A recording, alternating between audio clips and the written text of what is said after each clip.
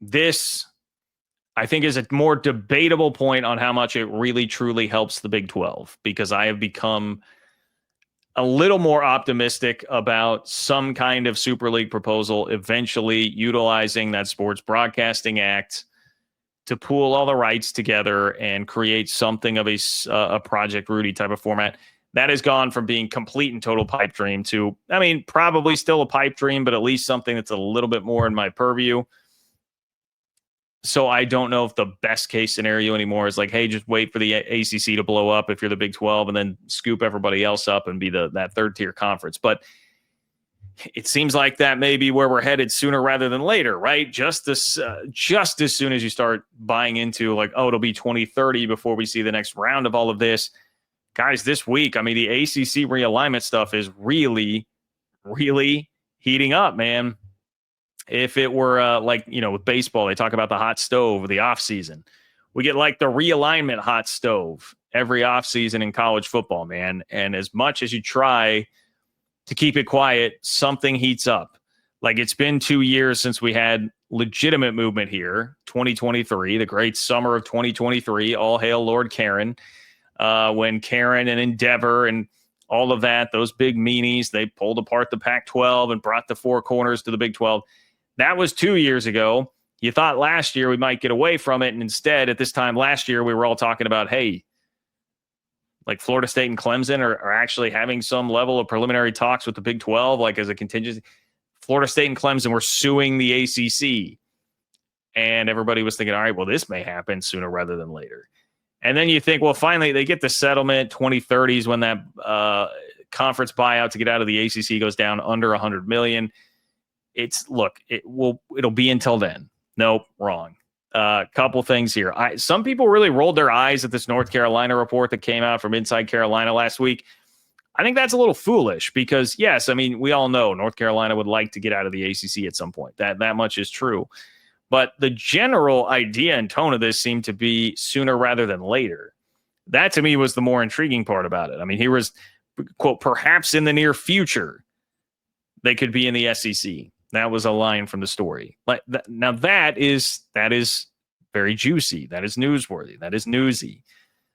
Here's another report that I saw today. I guess it's a report. It's so hard to determine what specifically is a report. On3 wrote about this. It comes from a radio interview on the Finebaum Show on Friday. But the Post and Courier's Scott Hamilton said Friday on the Paul Finebaum Show that he heard North Carolina could have a gentleman's agreement in place with the SEC. Quote, handshake agreement, I believe is the way it was specifically phrased. And the same person told Scott Hamilton that Virginia could also be looking toward the Big Ten.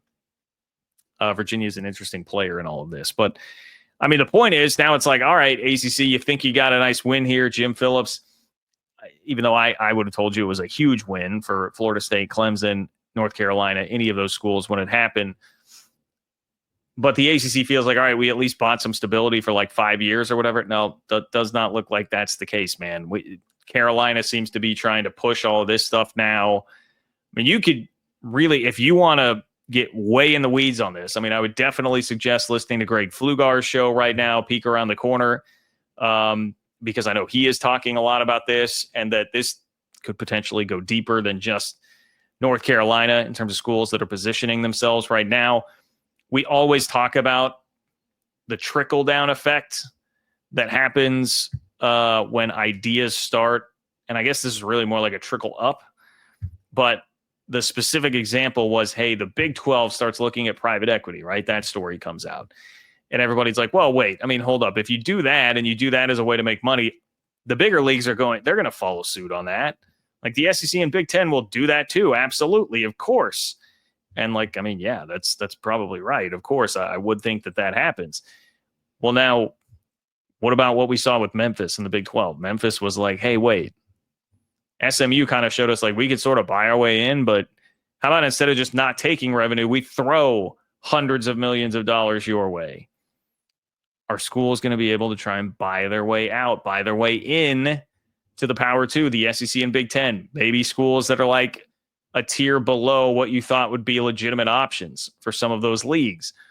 I would watch for some copycatting of that going on And it's not like they're all just reacting to the Memphis story breaking now. I'm sure many in college athletics kind of knew about that. And SMU, I mean, we're now a year plus removed from SMU doing it.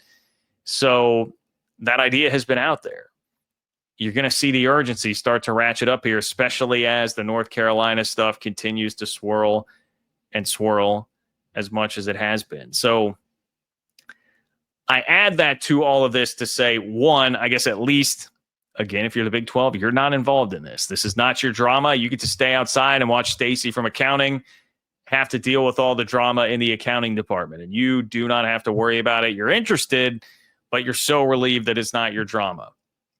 There's at least that for the Big 12. But there obviously is a potential advantage there, which would be if you wind up becoming the catch-all clear number 3 conference, you more or less absorb the second tier ACC brands, your Louisville's, your Pitts, schools of that ilk. You know, I mean, we'll see about like an NC State or a Virginia Tech. That could get really interesting.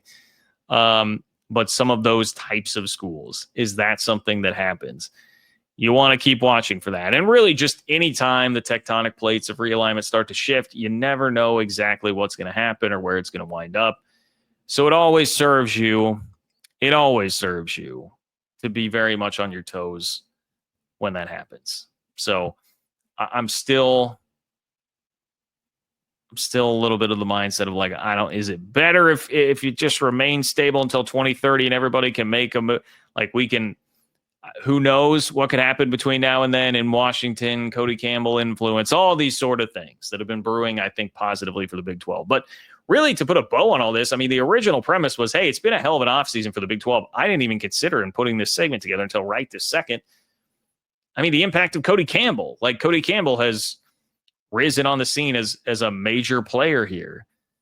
Somebody that absolutely can wield a lot of influence over where things go. So that has also been a very, very good development for the Big 12. So, look, I think that's the justification for where I'm at. That's the justification for why I would tell you, as this video says, Big 12 has won the offseason, and it's been a nice couple of weeks to kick back after the Big 12 got its media days out of the way early. Okay, please do like the video. Please do subscribe to the channel. Appreciate everybody who is here. As you file in, fill up the comment section. If you want to guarantee your question or comment makes it on the show tonight, click the $ below the chat box. Appreciate anybody who does that, and make sure you are subscribed to the Open for Business Big 12 newsletter. That's ofbnews.com, or click the link in the description of the video, ofbnews.com, or click the link in the description of the video.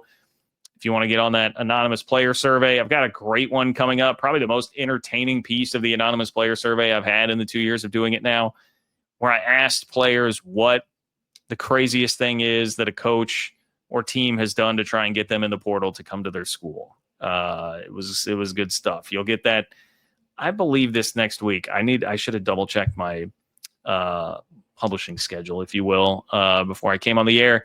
But within the next week and a half, for sure, it will be out there. So get signed up. Appreciate you all. John-Kurtz-4 on Venmo. If you want to leave a question or comment there, I will kick off the next show with it, so you can still be a part of things if you are watching this not live.